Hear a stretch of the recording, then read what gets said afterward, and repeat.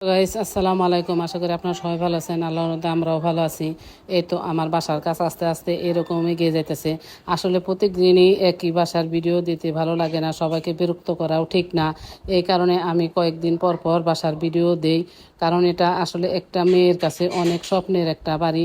কারণ আমরা প্রথম প্রথম আমাদের আহামরি টাকা নাই এই বিল্ডিংটা করতেছি।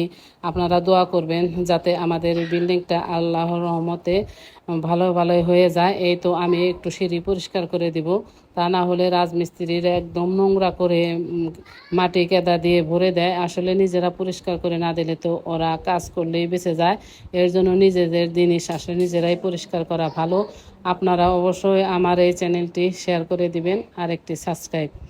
এই ভিডিওটি আপনাদের সাথে আমার শেয়ার করে অনেক ভালো লাগে, এর জন্য আপনাদেরকেও আমি বিরক্ত করি না, অনেক পরে পরে দেই। আস্তে আস্তে আমার বিল্ডিংয়ের কাজটা কিন্তু অনেক দূর এগিয়ে যেতেছে। আপনাদের ভালোবাসা আমার পাশে আছে আমি জানি, এর জন্য আপনাদের সাথে আমি শেয়ার করতেছি। আমার নিজেদের মানুষের চাইতে আমি আপনাদেরকে অনেক ভালোবাসি। ভালো থাকবেন। আল্লাহ হাফেজ।